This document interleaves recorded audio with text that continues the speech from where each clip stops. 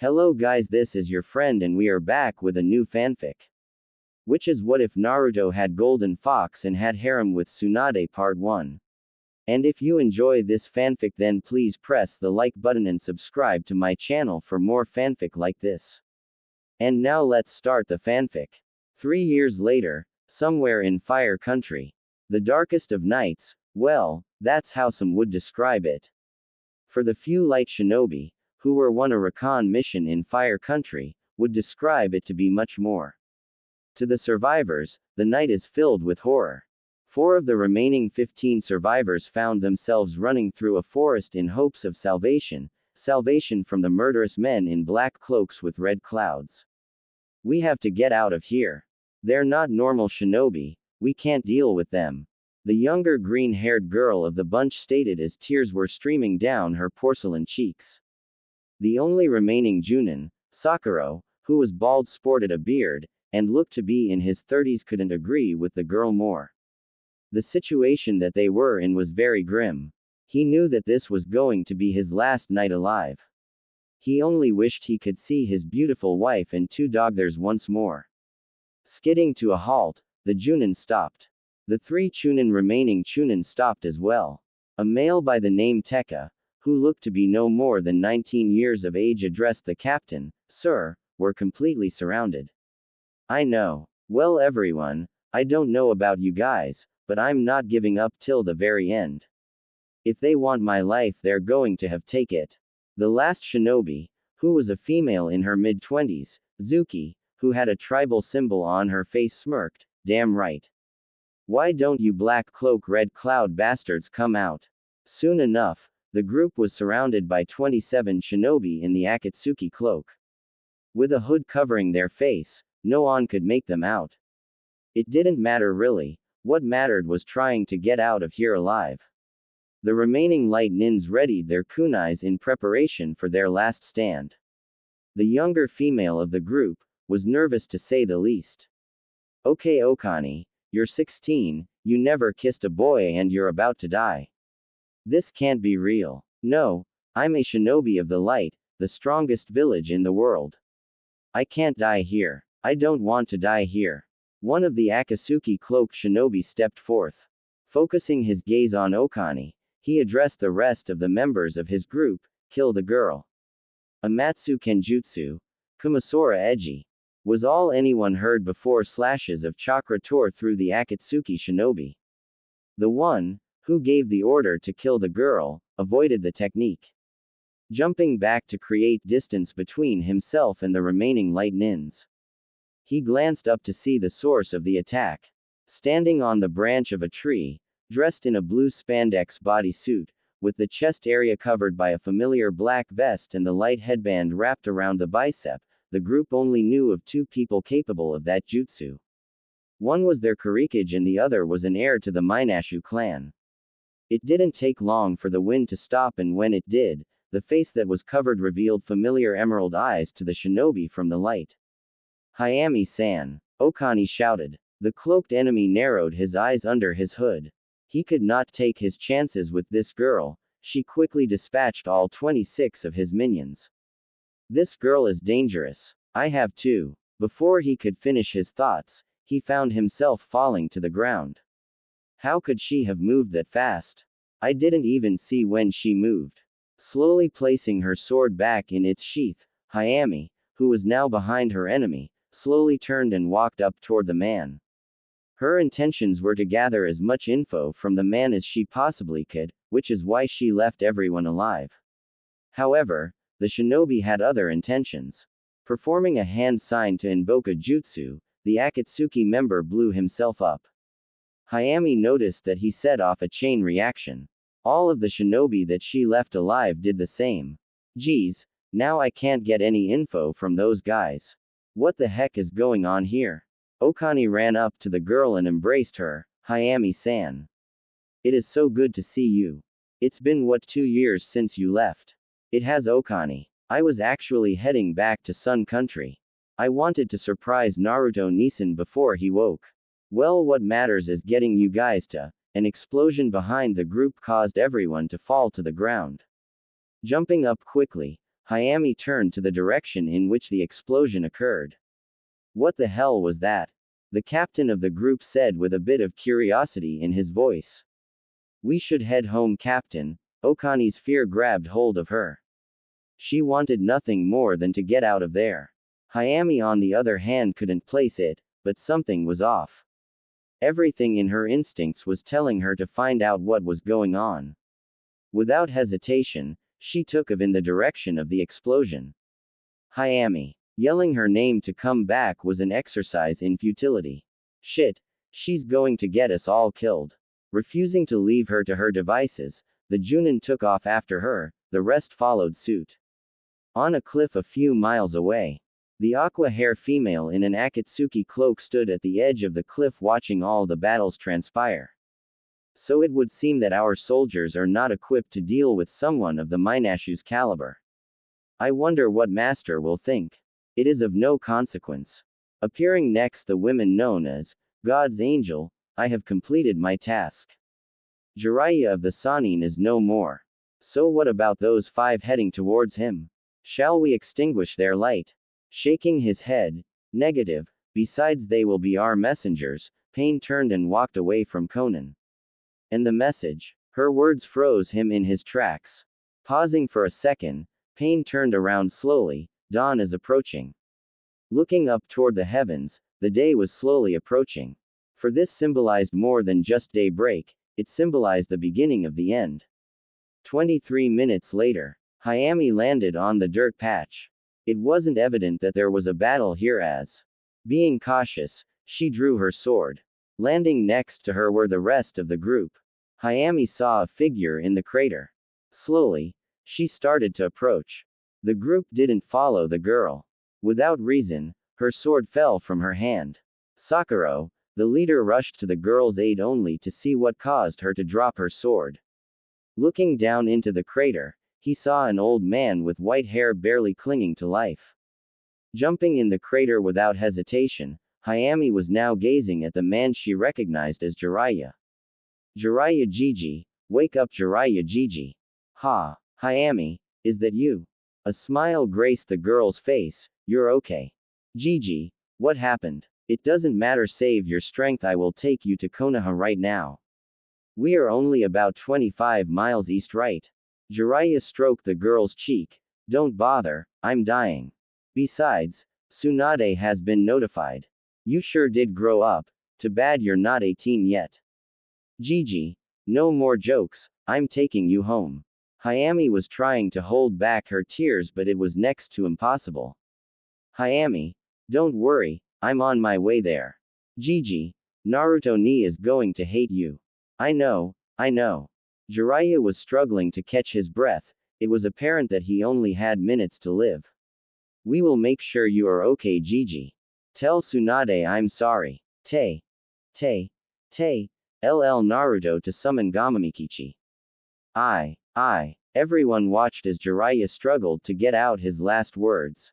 While he coughed up blood as he struggled to get the words out, Hayami gazed on the man who was a grandfather to her. What is it, Gigi? The words never escaped his lips. Jeriah's battered body went limp in Hayami's arms. Jeriah was dead. Hayami pulled the Sanin close to her chest while tears escaped her closed eyes. A few hours passed. It was morning and Hayami was still sitting with a dead Jeriah in her arms. Sakura tapped her on her shoulder. Hayami, we should leave. I'm not leaving him. Chosen his words carefully. I don't mean leave him behind, no, what I mean is we need to get out of here. We are in enemy territory. Too late. Zuki readied her kunai as Leaf Shinobi surrounded the group. The rest of the group got into a defensive stance. Light Shinobi, stand down. We mean you no harm. The group turned to see a black spike-haired Junin with peach fuzz on his jawline. With the standard leaf vest, matching the color of the Light Shinobi, Konohamaru stepped forth with his group. How can we trust you, Leaf Vermin? Zuki asked. We are only here on Tsunade's request. We will be taking Jiraiya-sama body back to the village for a proper burial. Ranpu, Makinu, please retrieve the body. Hayami drew her sword. Konohamaru Nisan, I'm sorry but I will carry him back. Please, notify Naruto Nisan immediately. Konohamaru looked at the girl whose gaze was focused on Jeriah. Okay. We should get a move on it. Makinu, lead our guest to the village, I will escort Hayami back. Yes sir. Makinu turned to the group, let's move everyone. All left the scene except Konohamaru and Hayami. Konohamaru walked up to the girl and knelt next to her. When she looked up into his eyes, she broke down. Why Konohamaru Nisan? Who could have done this to Gigi? I don't know, but we will find out and make whoever did this pay. Come on Hayami, we have to go. Hayami didn't want to move but she knew she couldn't stay there forever. Picking Jiraiya's body up and throwing it over her shoulder, she nodded informing Konohamaru that she was ready. The two left the scene. The next stop was Konoha. Sunlight Village. It was your average morning in light. The sun was shining and the Kurikage was behind his desk filling out paperwork involving mission request, shinobi promotions, etc. I really hate this part of the job. How does Gaara and Oba-chan do it? A bright idea formed, I'll get this all done in no time. Kage Bushin no Jutsu, 20 Narutos appeared. Okay guys, let's get this done. The group divided the papers and continued with the paperwork. Suddenly, a shinobi busted through the doors. Kurikage-sama. I have startling news from the Leaf. All looked up. What is it? I'm busy. Of the 4 teams we sent out on recon a few days ago, only 4 members have survived. It seems that they were attacked by shinobi wearing black cloaks with red clouds. Akatsuki. Naruto eyes widened. What about the remaining members, are they alright? It would seem that Hayami-sama was heading home when the group was under attack. She dispatched of all 27 Akatsuki. 27, Naruto said with a little shock. Akatsuki is a group of 10 shinobi. According to Sasuke, his ancestor, being the leader would make 11. Something is off. Okay, why are they in Konoha and not here? Putting his head down. Well sir, you see, Hayami and her group discovered Jeriah of the Sannin beating to death. Naruto eyes expanded. The proverbial knife had pierced his heart. Jeriah, Ero Sennin, the man he thought of as a grandfather was dead. In a low voice, leave. Sir. Naruto's voice elevated, I said leave. The young shinobi wasted no time leaving Naruto behind. Naruto's teeth clenched together and his fist tightened. Ero Sennin. The anger in his eyes was visible. Naruto wanted the person who did this. Knowing that Akatsuki was in the area, he suspected that one of them was involved. Wasting no time, Naruto rose from his seat. The road only led to one place. He was going back to the place of his birth, he was going back home to Konoha. Konoha 3 hours later. Konohamaru, the Rokudaime in training, stood before Mikado and Kaharu. He had explained to them what he saw while heading towards the battle site. Kaharu sighed, Konohamaru, we will put you on the inactive list until further notice. What the hell, you will, old lady? Konohamaru. Mikado yell, silence the boy. We can't afford our future leader to die an untimely death. You have no authority, it has been decided by the council. We will see, Tsunade will not stand. She was the one to approve of this. Kaharu's words left the young Sarutobi in a state of shock. Without pause, he stormed out of the office and slammed the door behind him. Konohamaru continued his trek down the corridor inside the Hokage Tower. He was heading toward Tsunade's location to give her a piece of his mind when he heard a voice. I guess they told you something that you didn't want to hear. Out of the corner of his eye he saw Hanabi leaning against the wall. They put me on the inactive list. I'm sure it's to protect you. Narrowing his eyes, I don't need to be protected. It's my job to protect this village. Besides, we have an enemy out there powerful enough to kill Jeriah. True, but the decision has been made. Instead of being mad, use this time to train. Also, I wouldn't go complaining to Hokage-sama. And why not? Hanabi put her head down and in soft but serious tone, she just lost one of her friends, Konohamaru. How did you feel when you lost your grandfather and your parents? Konohamaru was about to say something but stopped short. He knew the feeling all too well, she was going to need some time. That much he knew. Do you want to get something to eat? Hanabi shook her head. We can't. All Junin and Chunin are to assemble at the meeting hall. I came to get you. Let's go. Konohamaru followed Hanabi as she led the way. Meeting hall 40 minutes later. All Junin and Chunin in the village were assembled. Sitting on the left and right hand were Makoto and Kaharu. Tsunade entered the room with Shizune and slowly approached her seat at the center of the stage. When Tsunade sat, the group went silent. The Godime addressed her subjects. As you all may have heard, Jeriah was killed.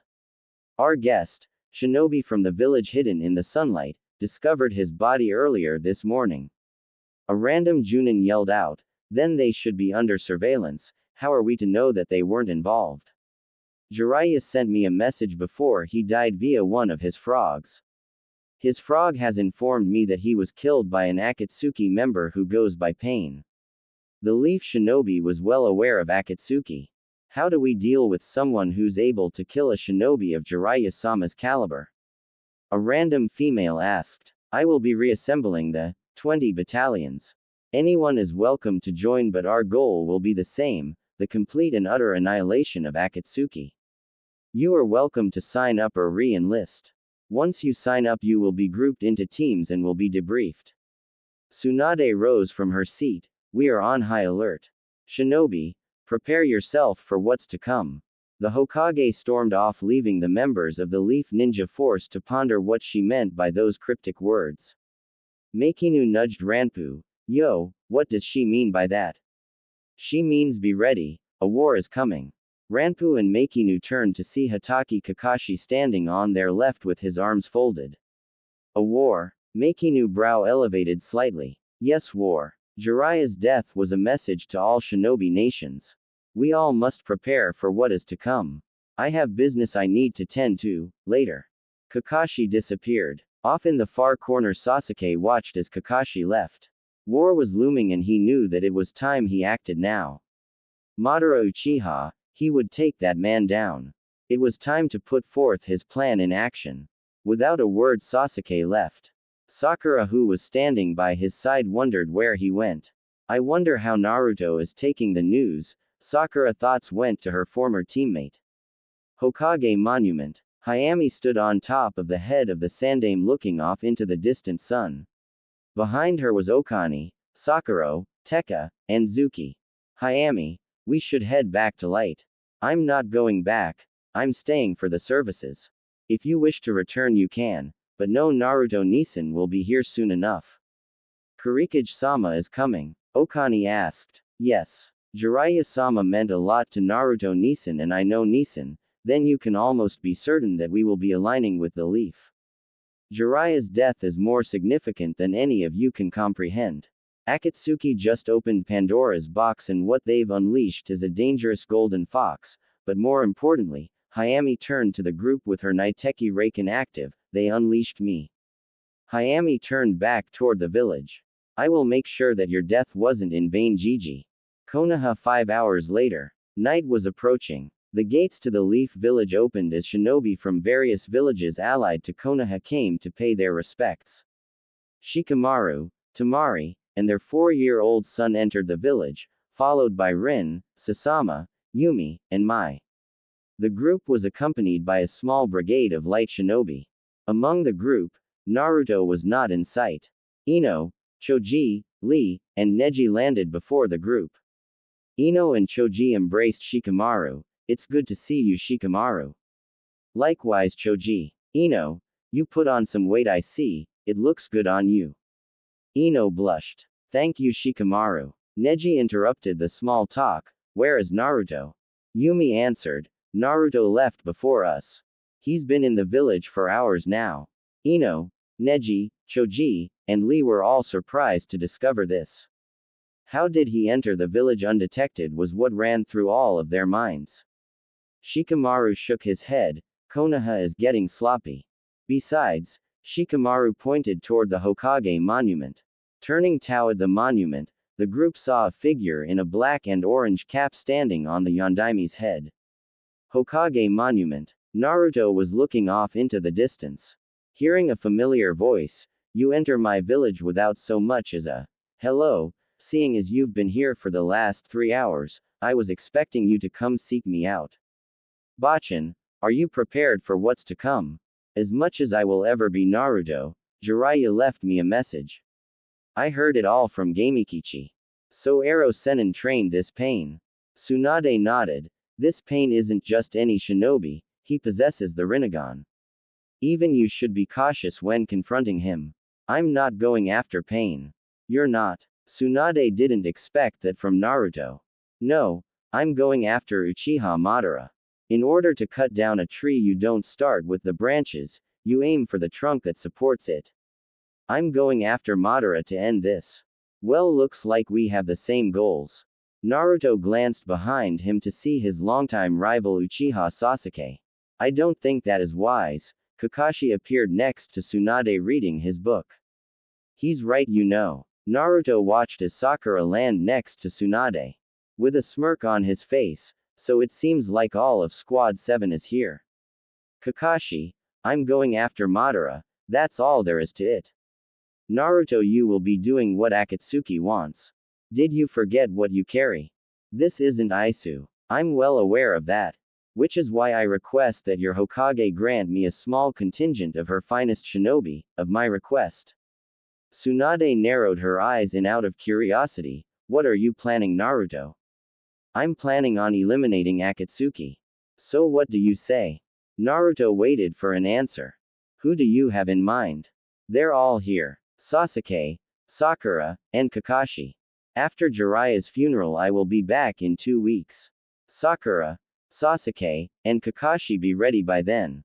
Naruto left in a burst of light. Tsunade shook her head. I didn't even give approval. It is of no matter. We will prepare for Akatsuki, but for now, prepare to say goodbye to one of the greatest shinobi I've ever known. Let's head back to the village. Konoha 10 p.m. Hayami was sitting on the roof of the Uchiha compound. She hugged her knees as tight as she could, while trying to forget what she saw nearly 17 hours ago. She heard that Naruto was in the village, but she was certain that he was taking care of some official business. Hearing footsteps inch close to her, she turned to see the brother that she hadn't seen in 2 years. Naruto Nisan, the girl jumped up and embraced her brother in a tight hug. It's been too long, Yami-chan. You've grown so much. Geez, what has Shinji and Hinata been feeding you? Naruto said to try and lighten the mood. Naruto ni I. It's not your fault. Naruto broke the embrace and walked behind Hayami. There was nothing you could do. It doesn't matter now. We can't change the past, so we will move forward. We're leaving after everything is over. Naruto informed the girl as he looked off into the distant moon. What are you going to do, Nisan? I know you are planning a course of action. That being the case, I want in. Naruto shook his head. Hayami, you're not getting involved in this. This is something that I will deal with. Hayami voice elevated, but I'm stronger now and I'm one of the best in light. Not only that, I can. Naruto quickly turned around with a look of contempt on his face and yelled out, I said you're not getting involved and that's final. Narrowing her eyes, I'm not some little kid that needs you to protect her. I'm a warrior Nisan, trained by the greatest shinobi ever, and I'm one of 3 people in the whole world who is a master of the heavenly sword style. Do not write me off as someone who can't take care of herself. I said you're not getting involved, that's that. Naruto turned away from the girl and disappeared in a colorful display of lights. Hayami on the other hand remained on the roof of the Uchiha compound clenching her fist. Naruto still thought of her as some little kid. She wanted so much to prove to him that she was an able warrior.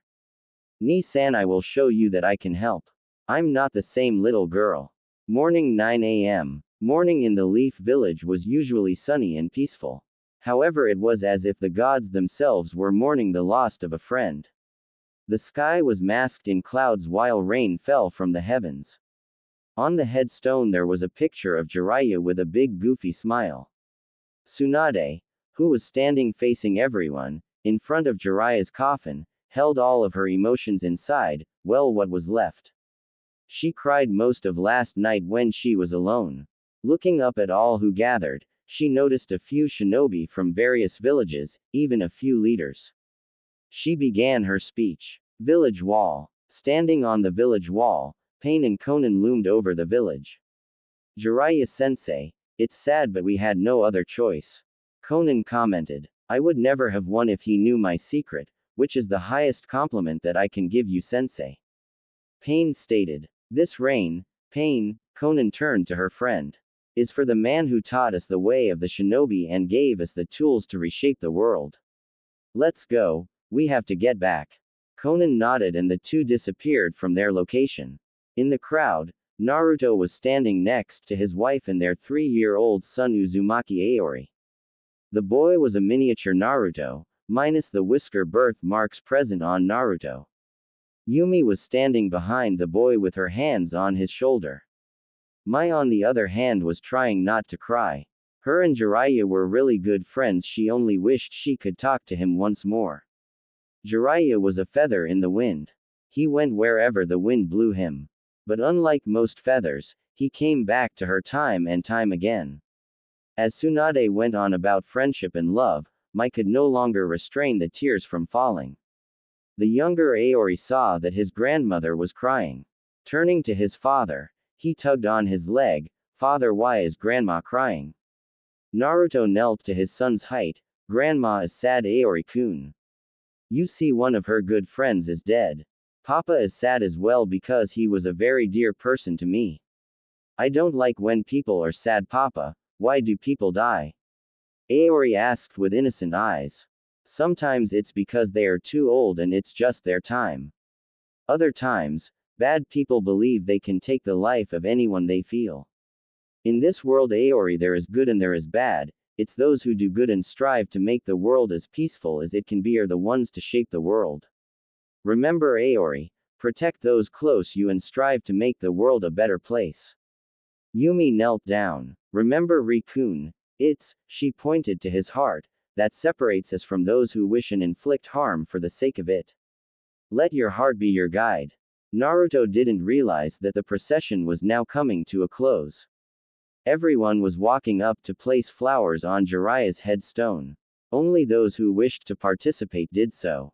Hayami, who was behind Naruto, whispered, Ni-san, can we talk when this is over? Sorry, Hayami, but I have a few things to take care of. We will talk when I get back to light. Wondering why he was staying behind. You're not leaving with us? No, I have some business to take care of. You on the other hand will be heading back with Yumi, Mai, and the others. Sakura is in charge, you will take your orders from him. About that, it wasn't open for discussion. I will see you back in light.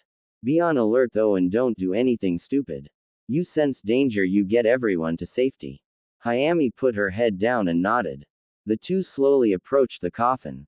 Naruto and Hayami both placed a white rose on the coffin.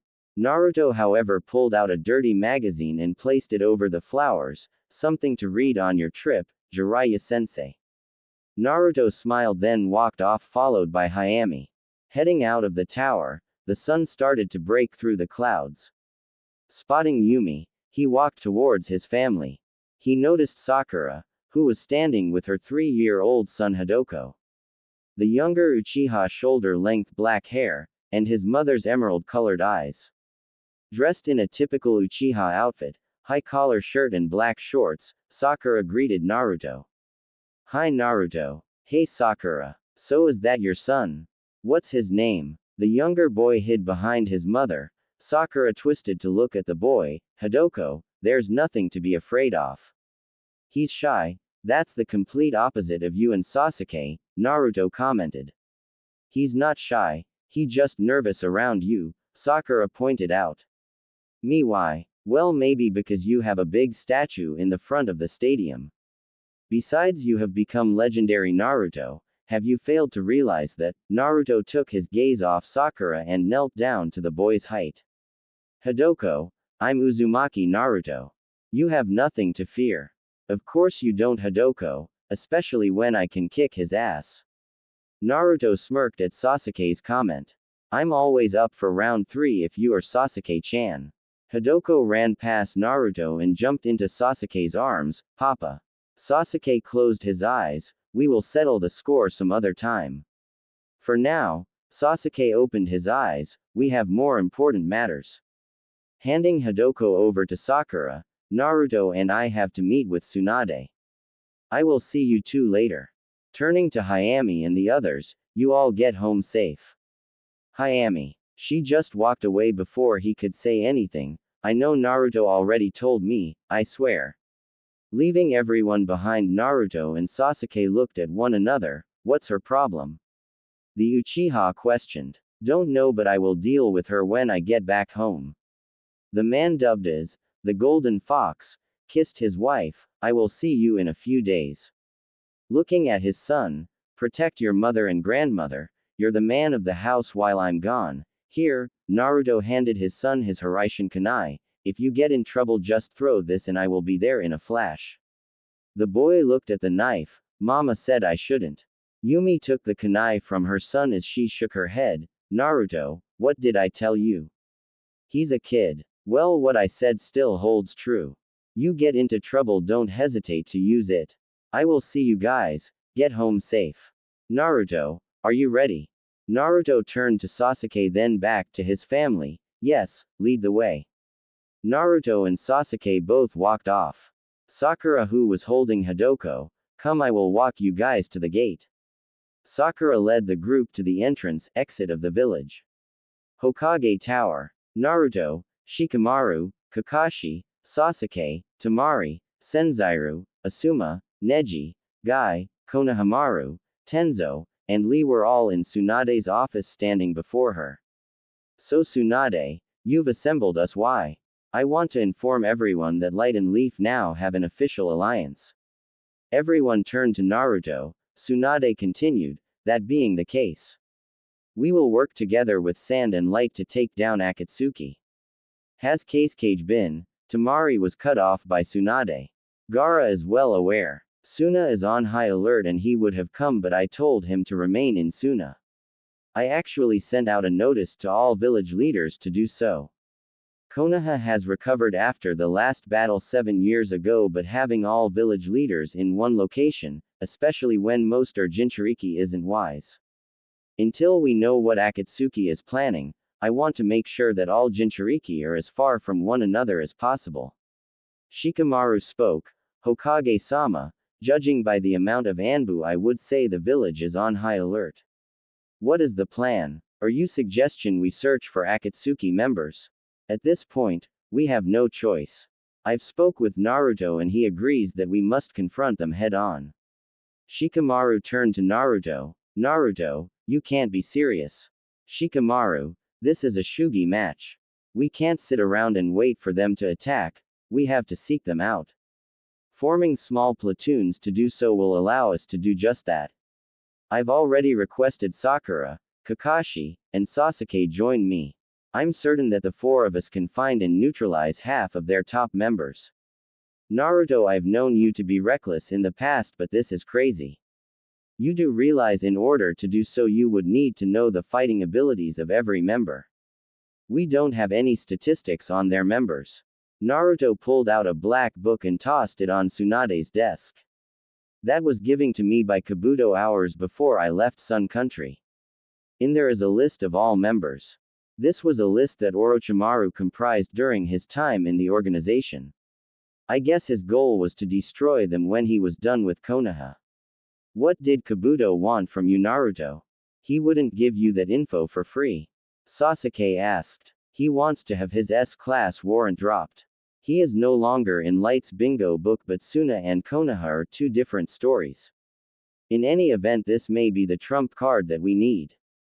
Konohamaru picked up the book and scanned through the pages. Kakuzu, Hidan, Uchiha Itachi, Hoshigaki Kisame, Sasori, Zetsu, Deidara, Danzo, Sucho Kumoko, Hyugan Fubuki, Shukaki Buka, Keigetsu Hisui, Pain, Konan, This seems to be all of the members. I would say only 10 are living. Dropping the book back on the desk, Tsunade personally handed the book to Neji. Make copies of this and have all Anbu and members of the 20 battalions study this. Nodding, Neji placed the book in his robe. Shikamaru addressed Neji, make a copy for me Neji I would. Naruto cut his subordinate off, I have made copies and they have all been issued to Arjunans as well as members of STARLIGHT, Strategic Tactical Assassination and Reconnaissance Light Infiltration Genesis Halcyon Team. A smile presented itself on Shikamaru's face, so I guess my task is to bring together all members of STARLIGHT and formulate a defense for the village as well as possible attack patterns if they come up against the living members in the data guide. A simple nod was all Shikamaru needed. Very well, Naruto, I will work on all of this tonight. Okay, Shikamaru, I have a special mission for you. You and Temari will remain here Konoha for the next 2 weeks. You two will be working with Konoha's advisors and formulating strategies that will work best with Leaf, Suna, and Light. Kankuro will arrive here tomorrow with a few Suna advisors, you all will go over this. Shikamaru and Naruto nodded. Once that is done, Temari you and Kankuro will head to Suna and inform the Cage of our course of action as well. I will be heading back tomorrow. Kuin, Safaya, Uesudo, and Gaara have been notified, I'm sure they're all on high alert and making preparations. When I return in 2 weeks you two will return home, there we will plan a course of action for our own village. Temari understood her mission, her only concern was her son, however, she figured he could remain in Konoha with Shikamaru and his grandparents, there was no need to worry, he would be safe she thought. Not a problem Naruto. Do you have anything to add? Naruto asked Tsunade. Neji and Tenzo, your teams are to search within a 5-mile radius of the village. It's only been a day since Jeriah has been dead, which worries me. I will say this to everyone before I end this meeting, all of you stay on high alert, especially you Naruto. Naruto waved her off, they're not foolish to challenge me outright, I will kick their asses if they do. Tsunade frowned, I'm serious Naruto, you may be strong but who's to say they didn't factor that into their plans. Remember, they won't rest until they have the 9 tails. Don't worry about me Bachan, I will be on alert, for your sake. In any event, I'm off. Later, in a brilliant display of gold and orange, Naruto disappeared in an instant. Sasuke followed suit in a burst of purple flames. Senzaru was the next to leave and he did so in a burst of orange-purple flames. Kakashi pulled out his book, well I guess it has lost its flavor so I guess I will use the door. Kakashi exited through the door and everyone else followed suit. When everyone was gone Tsunade pressed her fingers to her temporal. She gently rubbing, she was trying to relieve some tension. I wonder what's the Akatsuki next move. Meanwhile Fire Country Temple, a decimated temple, was the only way to describe it. The Temple of Fire lay in ruins. Debris and the bodies of monks decorated the landscape. The ones responsible, a shinobi from the village hidden in the waterfall and silver-haired nin from an unknown village. Kakuzu was holding the body of Chiruku, the head monk of the temple, and a member of the 12 guards. Hidan hated the detour. The original plan was to attack Konoha but yet they had came here and laid waste to a temple not even worth their time. Hey Kakuzu, why the hell did we come to this place? Please don't tell me that it was so you can collect the bounty for this sorry excuse of a ninja. You are an idiot. How do you think we fund our organization? We will take a little detour and we shall arrive in Konoha in a few days. You can let out your frustration then. Hidan slammed his scythe in the dirt, damn it. Let's go and kill that bitch Tsunade already and crush Konoha. Too bad we are assigned to Konoha, I would have preferred if we had headed to Nikko and killed that bastard Naruto. Can you believe he is being hailed as the strongest shinobi? Senju Hashirama was also revered, as well as Salamander Hanzo, and Namikaze Minato. With every generation, someone will sit at the top. Uzumaki Naruto now sits at the top, but does that mean he can't be beat? Of course not. Pain is Naruto's mission, so I'm certain Uzumaki days are numbered. My mission has changed. Kakuzu and Hidan looked behind them to see Pain and Konan. What do you mean? He means that Kumoko and I will be heading to Nikko. Hidan narrowed his eyes at Danzu's smile. Why the fuck do these two weaklings get Naruto? I want to offer him to Jashin. Well, I would like to offer him a blade in his throat. He's mine. Fuck off, you sanctimonious bastard. The two members of Akatsuki glared at one another. The dislike between the two was apparent. Deciding to let it go, Hidan looked at Pain. So what of Hisui and Fubuki? Both are heading toward water country. So where are you heading? Kakuzu questioned. Konoha. Hidan raised an eyebrow. If I may ask a question, why the fuck are you going to Konoha if both Kakuzu and I are heading there? Watch your tongue when you speak to Pain. A sadistic smile appeared on Hidan's face. I would expect his whore to defend him. I'm not interested in you, bitch. I'm talking to Pain, so answer my question. Pain closed his eyes and shook his head. There is someone that I have been requested to take care of personally. Madara has requested that I personally deal with Senju Senzairu, the wielder of the Phoenix. Isn't Naruto stronger than that guy? Kakuzu asked. I would suspect so, but Senzairu is a threat that needs to be eliminated. Besides, Madara has assigned Danzo to the task of capturing Naruto. If it proves difficult, I will capture him myself. Also, Uchiha Sasuke is another target that Madara wants us to address. So Hidan, the reason we are heading to the Leaf is because there are more threats that need to be addressed there. So what about Zetsu and Buka? Hidan asked. Zetsu is heading toward Kumo and Buka to Iwa. So Zetsu is going to get Kuin for us. Hell, I wouldn't have minded that one. I guess Buka is heading to Stone for Uesudo. Well, what of Gaara? Sunagakur. As the sun closed down on the earth and the light that brightened the village began to slowly dim, high on the mountain cliffs that looked down into Suna, there stood Uchiha Madara gazing upon the hidden village. The wind violently blew for a few seconds, lifting up the bottom of his cloak with it. Gaara of the desert, prepare yourself for your final battle. Temple. Gaara is the unfortunate one of the bunch. Pain informed the group. Turning to Kakuzu, collect the bounty for Chiraku, we will be waiting for you in Konoha. We will attack tomorrow night. All of the hidden villages will be under Akatsuki attack tomorrow evening. You all know what must be done, be on your way. Pain turned and walked away. He was followed by Konan. Hidan snorted, I hate that guy. Let's go, Kakuzu, I want to offer Konoha to Jashin. Whatever, let's just get the money then head to Konoha. The two headed towards Sunlight Village 9 a.m. the next day. Exiting the house around this time to go do some light training, Hayami stood outside of the front door. Getting ready to jog to the training grounds, she heard a familiar voice call her. Hayami-san. Turning around, she saw her friend Okani running toward her. The girl came to a stop in front of Hayami. Hayami-san, are you going to train?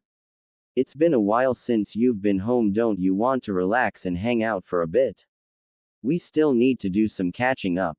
Hayami thought about it for a second. She had been training with Shinji for the past 2 years, which made her wince when she thought about the training he put her through.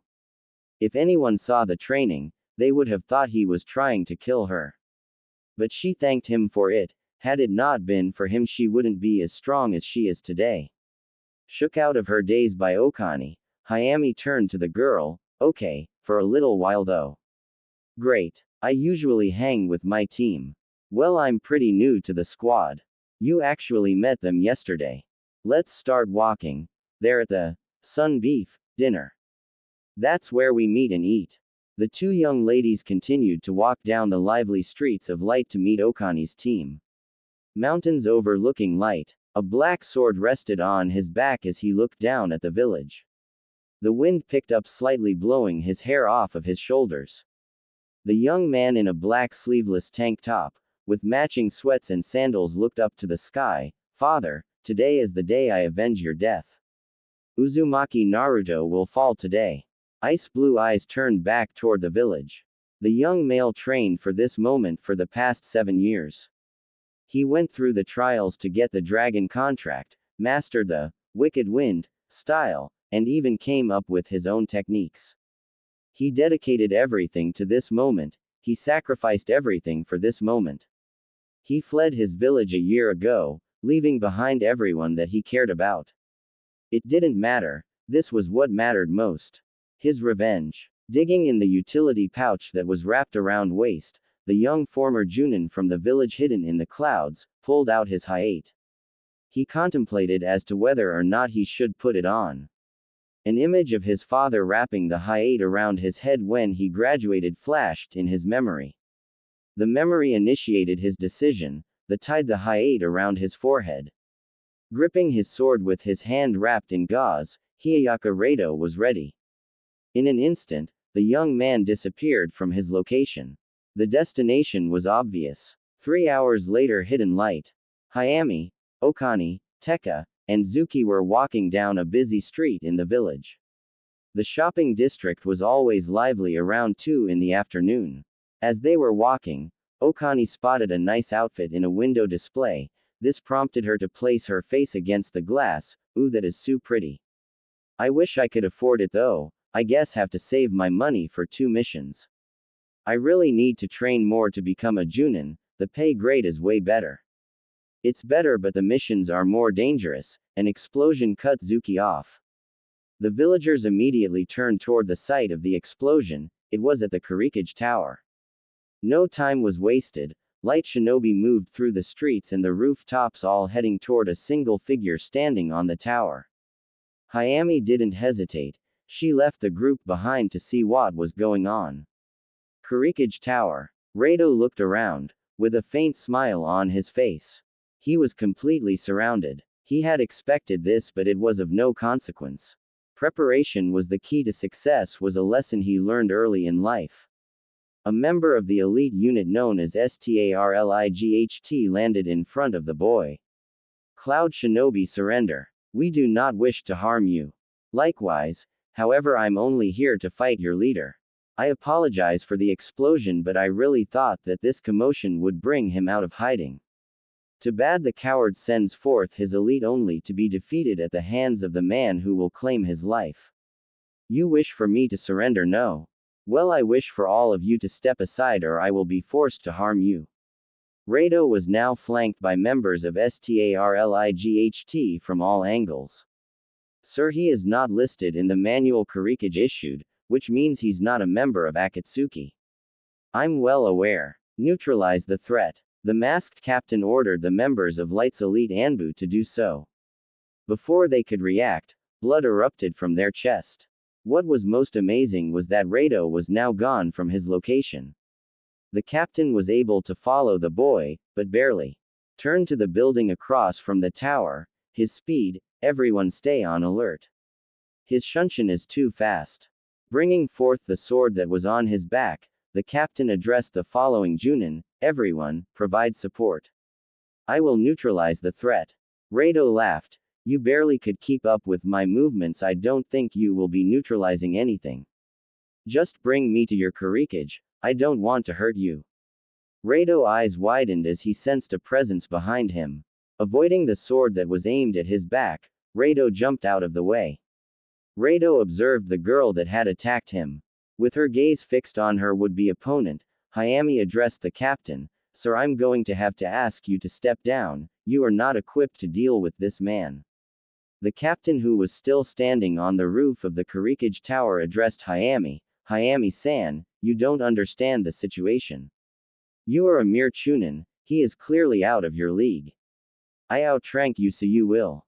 That sword is the legendary Dragon's Fang. The fact that he has Cloud Headband and wants revenge on Naruto means he is a relative of Hiyayaka Aisu, the late godime of the hidden Cloud Village.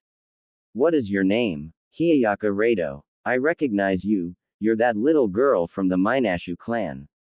Where is Naruto? Raido's expression became serious. Naruto is not here in the village, but any issues that you have with Naruto you can address with me. Hayami unsheathed her blade. Raido smirked. Heavenly sword, I hope that I am fighting a master of the style. A novice will do nothing but get hurt challenging me. Hayami grip tightened on the sword. Don't underestimate me. The captain feared for the girl's life. She doesn't understand what she's up against. I have to stop him before he kills her. Grabbing his sword, His intent was to attack Raido, but he found the sword implanted in his left foot. Raido rested on one knee with his hand wrapped firmly around the sword that pierced the man's foot. The pain caused him to fall to his right knee. Raido whispered into his ear, "This fight doesn't concern you, rest here." Pulling the sword off of his back, he brought it forth to block the incoming sword. The two sword masters faded from everyone's view.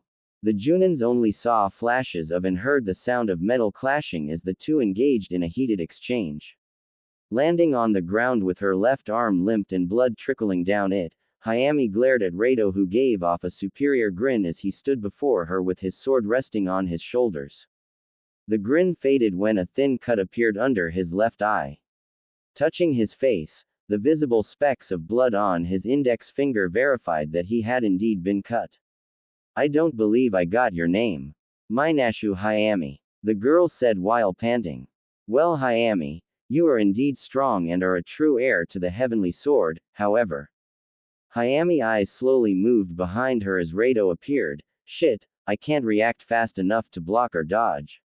I should have removed the seals when I had the chance." Only one option. Before Hayami could make her move, a cloud of smoke appeared covering her and the attacking Raido. When the cloud cleared, Hayami was shielded behind a frog that had blocked the attack. Raido narrowed his eyes at the frog. "Why you? Those who wish to harm the citizens of my village will not get off easy." The crowd of shinobi that were gathered turned to see a shadowy figure standing directly in the sunlight. When the light faded, the crowd had a better glimpse of the Kurikage. A eruption of cheers could be heard throughout the village. "Kurikage-sama." Raido ignored the frog and turned toward Naruto. "So you've finally arrived. I was getting bored with the warm-ups. Are you ready to die, Uzumaki Naruto?" Naruto recognized the boy. He even recognized the sword. He knew that this day was going to come. After Kuin had informed him, he has pretty much been waiting until it happened. He knew the boy just wanted revenge on his father. Nevertheless, he wouldn't go easy on him. There's no mistaking it. That's Isu's kid. So he is the wielder of the dragons. He has certainly become stronger. I don't have time for this. I will end this in a flash. Naruto addressed the boy. "You came for vengeance. I understand that you wish me dead, but the cycle will have to stop somewhere. Your father's goals were just, but the means by which he tried to achieve them were not good for the world. He put me in a situation that he would either have to change or die. Understand that I will not go easy on you. I don't expect you to. Besides, I have surpassed you in every possible way. 7 years of train for this day. I've trained myself to be strong, with the sole intent of killing you. You stand at the top of the shinobi world. The Golden Fox, the man who is feared and revered in every nation. Well, after today, I will stand at the top and I will have my revenge. I'm going to reduce you to ashes." Naruto could do nothing but shake his head. "Sorry kid, but you're not ready." A yellow flash appeared at Naruto's location, then another at the top of the Raikage Tower. Naruto, who was now holding Hayami over his shoulder, looked back at Raido, who didn't even realize what had just occurred. This battle was over before it started. Once the young shinobi realized what had happened, he fell to the ground face first. How did he move so fast? Raido was knocked unconscious. Those who were gathered looked at the boy, then to where Naruto was standing. The crowd erupted once more. "Kurikage-sama." Hayami frowned. "Let me go." Naruto put the girl down, but she looked away. Her anger was visible. "You didn't have to save me. I was going to turn the tide in my favor. Looks like you were about to lose your life. What did I tell you, Hayami?" Naruto folded his arms, waiting for an answer. The girl looked at Naruto with pleading eyes. "Nisan, believe me, I could have won. I was just about to be killed." "Listening, Hayami, I know you are strong, but you should know your limits. That kid is pretty strong. It was pointless to try and fight him by yourself," Naruto stated. She turned her back on him. "You just don't get it, do you? I'm not a little kid, Nisan. I have become a decent warrior. I'm better than most of the Junins in the village." Turning back to him with tears in her eyes, why don't you start treating me like a shinobi of this village and stop acting like you're my father? Raising his voice to match the girl's, it's my responsibility to take care of you, or did you forget? I don't know what happened while you were away, but this cocky attitude will only get you killed. Hayami turned around and walked off. She stopped after a few steps. If I'm cocky, it is only a reflection on how I was taught to be. Nissan thinks that he is the only one who can beat an opponent. I'm not the cocky one here, Kurikage-sama. I can't stand to be around you right now. The lilac-haired girl walked off, leaving Naruto standing on the top of the tower. He decided to let her be. Seeing Raido on the ground unconscious, Naruto used the space-time jutsu that his father created to appear in front of the boy. Members of Light's elite military unit landed in front of their general. A captain of the unit looked at the young man, then at Naruto. Kurikage-sama, what are we to do with the boy? Naruto's gaze never left the boy. He wants me dead. I guess the time has come. I will show him. Naruto knelt down to pick Raido up. Throwing him over his shoulder, Naruto's eyes shifted to the captain. I will take care of him. Please return your duty and disperse this crowd. The golden fox disappeared using one of his trademark jutsus. Seconds later, Uzumaki residence. Naruto appeared in the backyard of his compound, which was large in size to say the least. His home wasn't exquisite as one would expect from a wealthy citizen. His house was big marble stone home that included 6 bedrooms compound with 3 bathrooms, dining room, kitchen, and living room. Using a binding jutsu on the boy, Naruto threw him against the wall of his house. Raido, who was sitting on the floor, eyes slowly started to open. When he became fully aware, he looked up to see the man who claimed his father's life looking upon him with a blank stare. Raido's eyes narrowed. You. What the? Raido tried to move but realized that he couldn't. Binding jutsu, you son of a. I have a message from your father. Naruto spat out. Shock presented itself in the boy's eyes. Message, the menacing look returned. Liar. 7 years he has been dead. There's no way he could have. He told me before he passed. My words are probably not believable. That's understandable. Are you familiar with the jutsu, Tsunade? Of course. Naruto placed his palm on the boy's head. Well, allow me to perform this jutsu so you can understand and hear his words for yourself. Naruto closed his eyes and focused. The chakra channeled from his arm to Raido, completely encapsulating boy's head. The battle between his father and Naruto started to flood his mind. Not only did it flood his mind, he was Naruto. Everything Naruto felt, he felt. He knew that Tsunade was a jutsu that allowed someone to view the memories of the user of the jutsu. However, what he wasn't aware of was the fact that it did so by placing them in that person's shoes, so to speak.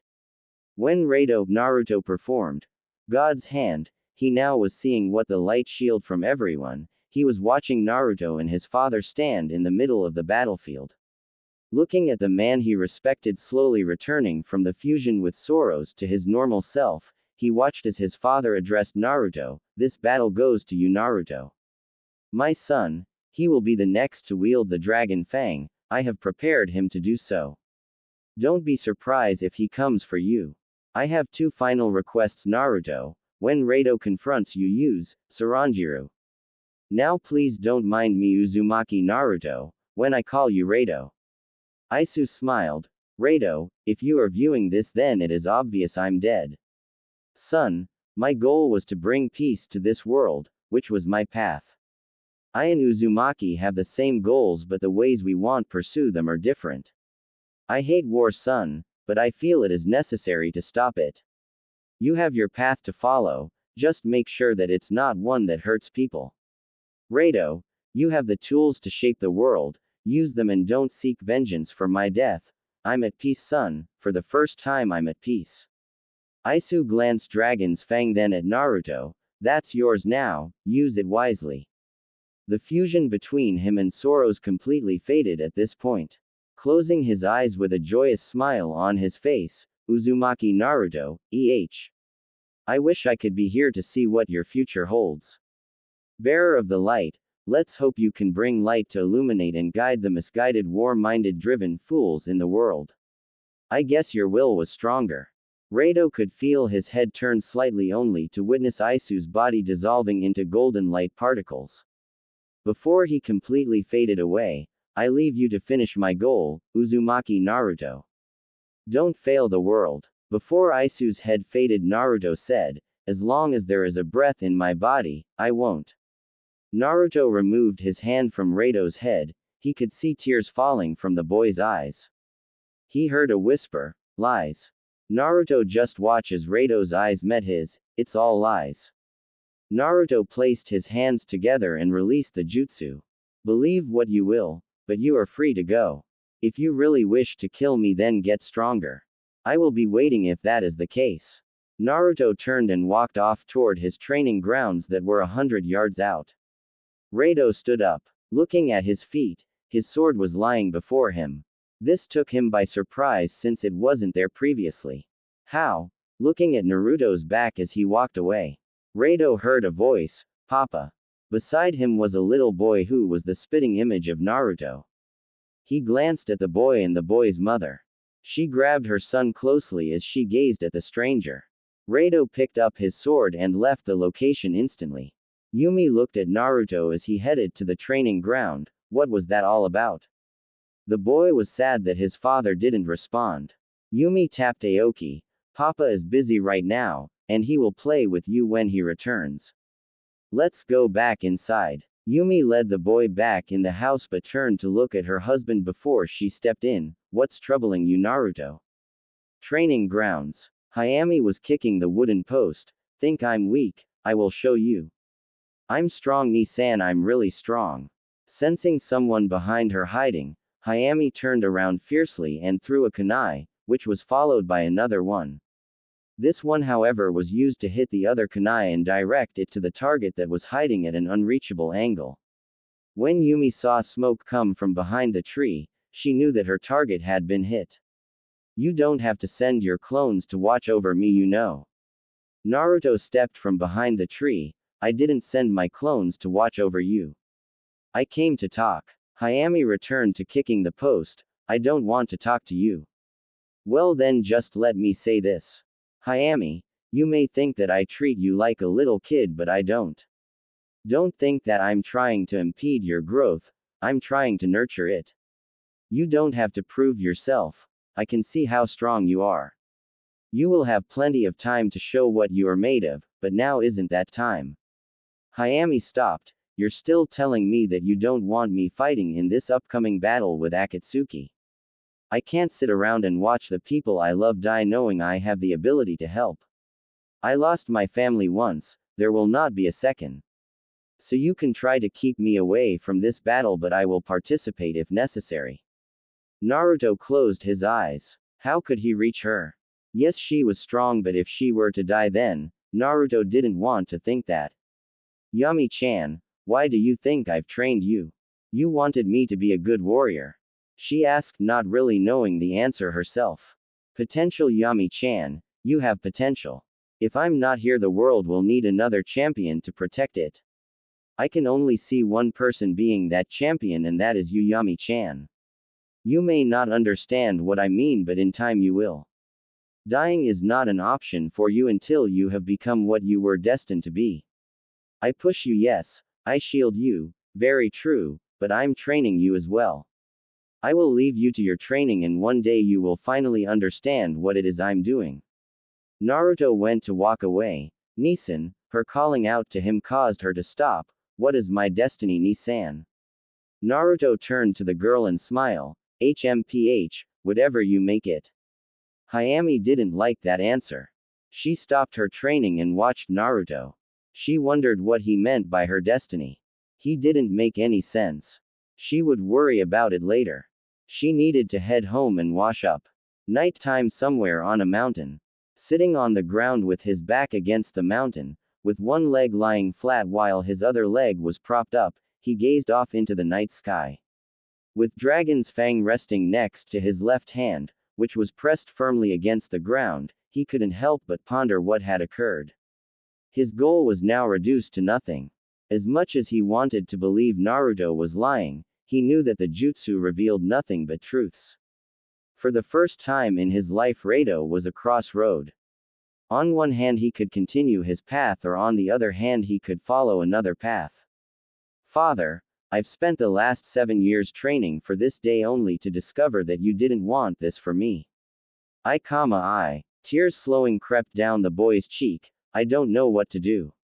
A few raindrops hit his face. Raido looked up at the sky. I had no idea that it was going to rain tonight. Hidden Leaf Village. Tsunade, who finally had time to mourn, was standing outside of her house when she felt rain start mix with her tears. Looking up, rain. She couldn't believe that it was raining, as there were no signs that rain was coming. Something felt weird about this rain. This isn't natural, it's a jutsu. Hidden Cloud Village. Kuin was looking outside of his window from his office. This rain is laced with chakra. They send only one after me, are they serious? This shall be interesting. Slowly removing his robe, revealing a black sleeveless tank top, pants, and matching colored sandals, he was almost ready for battle. Slowly tying his hayate around his forehead completed it. He was now ready. Kuin exited his office to meet his guest. Hidden Stone. Uesudo, the Godime Tsuchikage, was standing surrounded by the new entrants at the academy. He was talking to them about the importance of the academy and how it was essential to preparing for being a shinobi of the rock.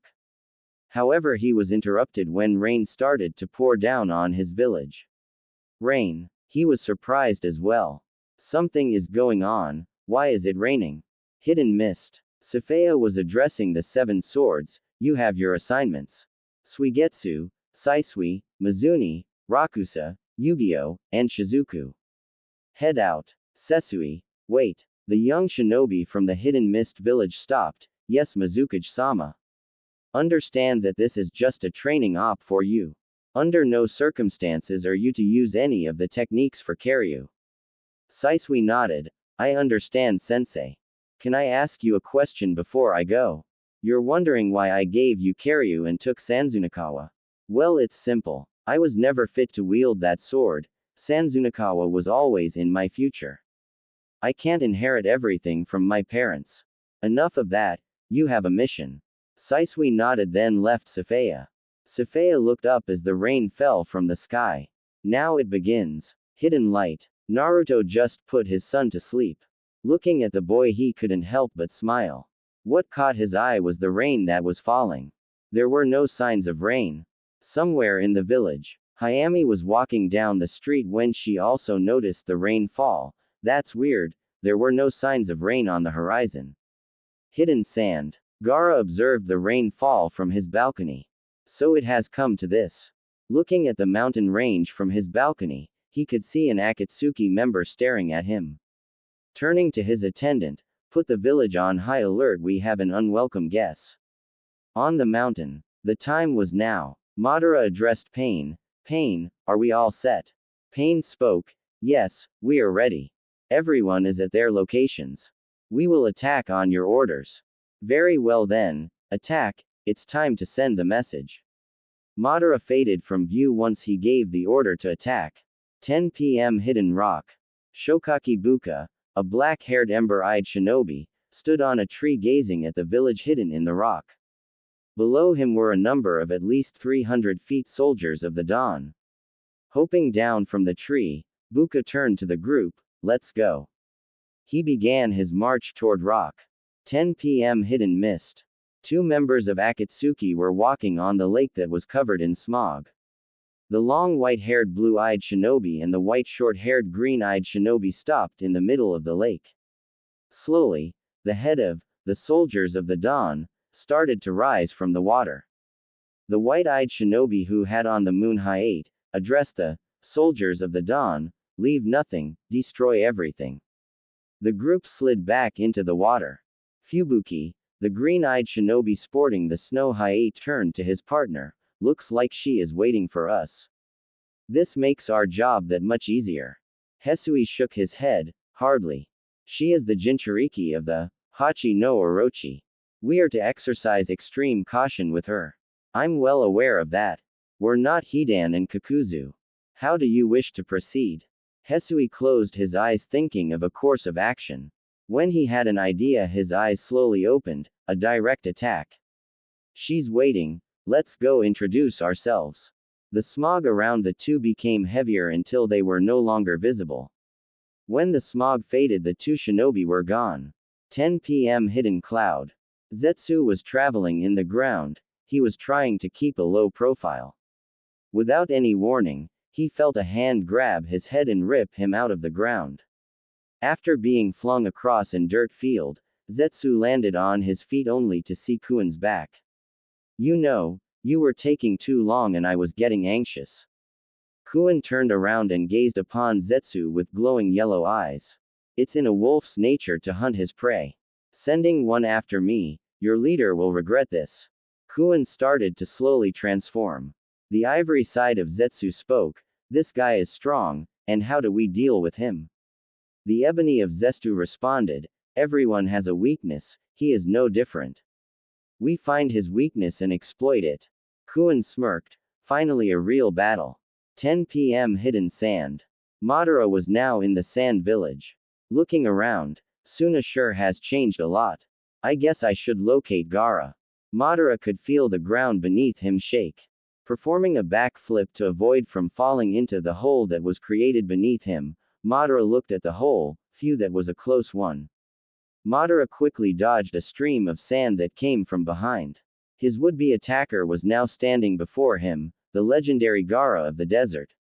Well, that was easy. Usually someone who's in a high position will send their cronies to die, but not you. I'm impressed, Gaara of the desert.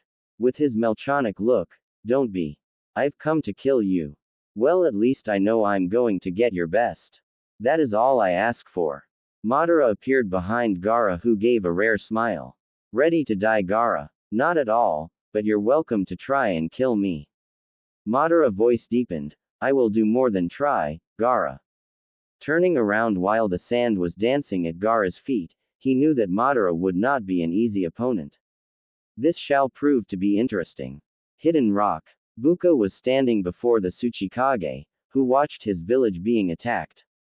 The Akatsuki member informed Uesudo that he could come peacefully or lose painfully and be taken by force. Uesudo declined and decided they would fight to the death. There was no other option. Hidden mist. So you really were waiting for us. You know, the hunted usually hide. What you're doing is unprecedented. Fubuki words generated a response from Safaya. If I were to hide, you would search until you found me. There is no reason in hiding. What about your subordinates? No one to back you up against us, the odds is not in your favor. Fubuki stated the obvious. Safaya knew she was outnumbered, but it was all a part of her plan. I sent them away. I detected your power about a day ago and decided that I would face you two alone. Without anyone getting involved, I don't have to hold back. Fubuki and Hisui smiled when they noticed the purple chakra beginning to leak from Safaya's body.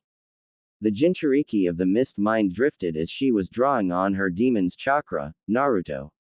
10 p.m. Hidden light. Explosions could be heard and seen throughout various locations of the village. Naruto, who was in the house with his family, was heard the noise. He heard a knock at his door. Immediately answering the door, a 14-year Chunin stepped in. Kurikage-sama, men in black and red cloaks are attacking the village. Akatsuki. Naruto looked at the boy, watch over my family. I will take care of this. Before Naruto left, Yumi spoke up. Naruto, be careful. Looking back at his wife and smiling, he was gone in a flash. Yumi was worried. Naruto, be careful, something just isn't right. Roof of an establishment. Danzo and Kumoko gazed upon the village that held their target. Kumoko, water-laced hair, had a look of disgust. She had prepared for this moment and was not going to let it slip through her fingers. Uzumaki. Naruto, where are you? A smirk formed when Kumoko saw a familiar lavender-haired girl, so she has gotten older. I'm going to kill her. Danzo knew that wasn't going to happen, not when Naruto was behind them. You found us this quick, I'm impressed, Naruto. Kumoko's shock was visible in her eyes. Slowly turning around, Naruto was standing before her and Danzo with a menacing look on his face. Pain, where is he? Was the only words that escaped Naruto's mouth. He's in Konoha right now. You want him, don't you? For killing Jeriah, right? Well, I'm sure you can get there using Harem, but know that if you do, I'm going to lay waste to this village. No one will survive. Danzo said bluntly. I'm not leaving, besides Pain has his plate full. As for you two, it ends tonight. An evil grin escaped Kumoko's lips. Yes, it really does. Displaying her newly found speed, Kumoko appeared behind Naruto with her kunai drawn. Thrusting the blade forth, Kumoko intended to pierce Naruto's jugular but was stopped by a blade. Naruto shook his head. Hayami, I thought I told you not to get involved. Forcing Kumoko back, she was now standing back to back with Naruto. I am my brother's sister. Nisan, let's take care of the trash and show them why Nico is to be feared. The girl's eyes went from emerald to an intimidating whitish blue. Naruto was proud of the girl's strength. He smiled on the inside but remained stern on the out. 4 warriors stood on top of the roof. Naruto wondered how everyone in Konoha was doing. Hidden Leaf, Konan, Hidan, Kakuzu, and Pain were gazing upon the Hidden Leaf village. Pain nodded. About fucking time. Hidan left the group. Kakuzu shook his head then followed suit. Pain turned to Konan, Uchiha Sasuke. Enough said. Paper butterflies formed all over as Konan faded away. Pain, who had about 200 soldiers behind him, just brought his hand forth. His action caused them to shunshin in the village. It was time. The attack was underway. Pain just stood at his location. Looking up at the sky, the rain continued to fall. I feel a powerful presence is coming my way. So he's coming for me, just as I expected. Pain saw an explosion in the Hokage tower. He instantly knew Hidan had been the cause. Hidan was in fact the cause of the explosion. Both he and Kakuzu stood before a group of shinobi from the 20 battalions surrounding them. Hidan turned to Kakuzu. Seems like we're surrounded. These must really want to die. Let the soldiers of the dawn deal with them. Our mission is the Hokage. Let's kill her. Sorry, but I can't let you do that. Hidan and Kakuzu looked to their right to see Choji, Rock Lee, and Ino before them. Hidan laughed. Look, it's Fatso, bowl cut, and a skank, are they joking? For such an insult I will offer you all to Jashin. Kakuzu took a step back. I'm not involved in this, and none of them are worth any money. If someone like Sharingan Kakashi showed up, then I would get involved, but they're not even worth it. Get your warm up, but after this we are going after the Hokage. Rock Lee shifted into a fighting stance. I wouldn't underestimate us if I were you. Choji anger was visible. You called me fat and my girl a whore. You're going to pay for that. Choji-kun, I'm glad you want to defend my honor, but the silver-haired bastard is mine. Ino pulled out a kunai. The 3-leaf nins prepared themselves for the intense battle that they knew couldn't be avoided. Other side of Konoha, the masked soldiers in Akatsuki cloaks known as Soldiers of the Dawn commenced their attack on the leaf. They were ordered to destroy all women, children, just everything in their sight was to be destroyed. One of the soldiers saw a woman and her son. The group of 10 that was with him looked at the leader for instruction. 2 words escaped his mouth: kill them. The soldier on his left leapt toward the women with his knife drawn. She shielded her son and closed her eyes. Waiting for her impending doom, nothing happened. A voice prompted her to open her eyes. You dare attack my village? You guys chose the wrong village and the wrong location. Now you have to face the Rokudaime Hokage. Konohamaru, who was holding the Akatsuki soldier under his arm, tossed the dead shinobi at the captain's foot. He's right, you know. This was definitely the wrong location. You idiots just have bad luck. Hanabi was playing with a blade while resting against the wall of one of the establishments.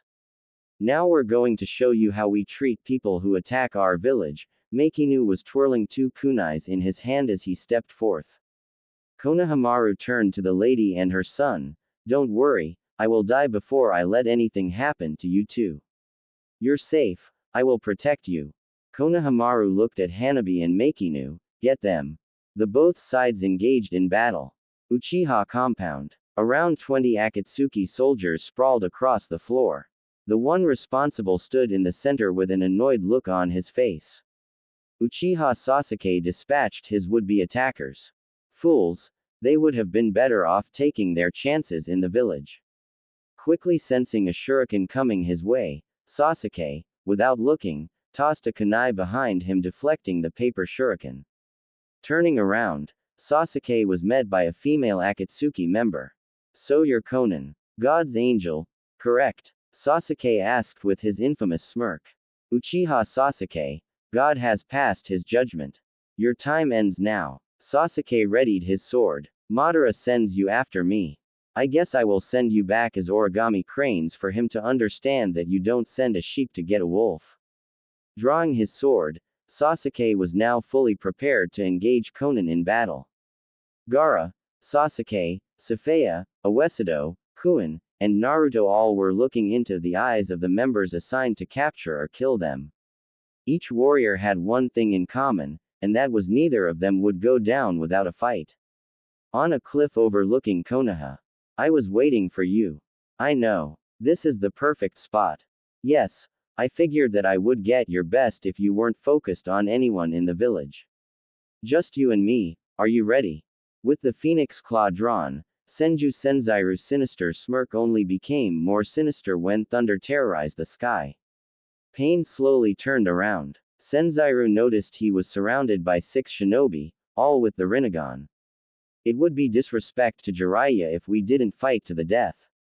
Pain, in Yahiko's body response was a nod, I agree. This battle will be decided by who lives. Senzairu didn't know what to expect, but at least he knew one thing. He knew how to fight Pain, and he thanked Jeriah for that. This battle was not going to be easy, but he was ready to protect Konoha and perhaps end it all tonight by stopping Pain.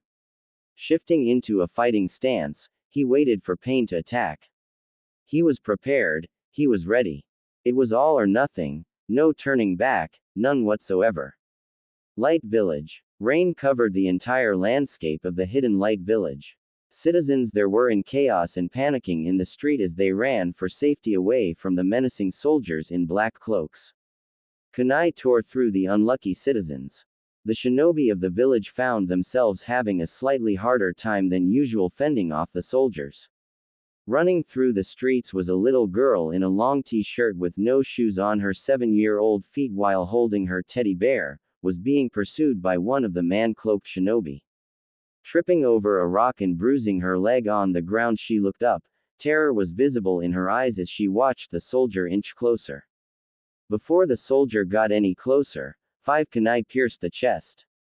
Landing in front of the girl with soaked orange hair, Sasama turned to look at the little girl on the floor. Approximately 20 members from the Fuma clan landed behind her. A younger boy, who had to be no more than 15, stated. Sasama-san, we have to stop them from penetrating the village any further. Yes, I'm well aware of that. Okay everyone, it's time to split up and take the enemies down, the faster the better. I will take the girl to safety. The rest of you head out. The group dispersed and Sasama picked the little girl up, giving her a reassuring smile. Where are your mommy and daddy, sweetie? The little girl started to crying. They were killed by those bad guys. Sasama felt bad for the girl. What's your name? Tsutami. Well, I'm Sasama. I'm going to get you to safety. Let's go. He looked at the rooftop that was at least 200 yards away. Naruto, be careful. Rooftop. Naruto and Hayami were both back to back, watching the 2 senior Akatsuki members. Naruto's eyes were on Danzo while Hayami's eyes never left Kumoko.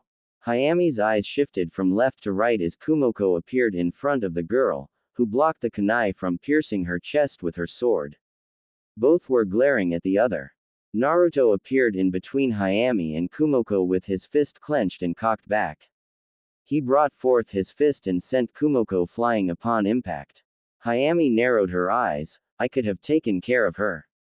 With his back to the girl, a smile formed on his face. I don't doubt that, but we really have no time to waste. Since I can't force you to leave, you're going to be my backup, do you understand? The girl was trying not to smile, but it was just to no avail. Yes. Naruto was preparing to finish Kumoko off with a Suiden. Forming the necessary hand seals, a vortex formed around him. Suiden. Daibikufu no Jutsu, a stream of pressurized water shot toward Kumoko. The water stream stopped, as it was dispersed in all directions. The cause was Danzo, whose left hand slapped the jutsu away. Kumoko was on the ground looking up at Danzo. Get up, Kumoko, we have a job to do. Kumoko slowly rose, wiping her wet hair out of her face only to glare at Naruto.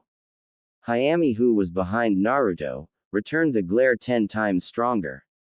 Naruto whispered, Hayami, how far have you come? Hayami looked at Naruto's wrist, not that good Ni-san, but good enough to get off maybe too. Naruto nodded, understood. How bad will it drain you, Hayami? Well, it depends on the distance. This is pretty short range, so I should be able to still fight even on the ground. Good. That's all I needed to hear. Two kunai quickly dropped from Naruto's sleeve and he quickly threw the daggers at both Kumoko and Danzo. Both Kumoko and Danzo jumped out of the way, her to the left and him to the right. Naruto smirked. In a flash he was behind Danzo while Hayami appeared where the dagger was located. Using her speed, she put herself in front of Kumoko.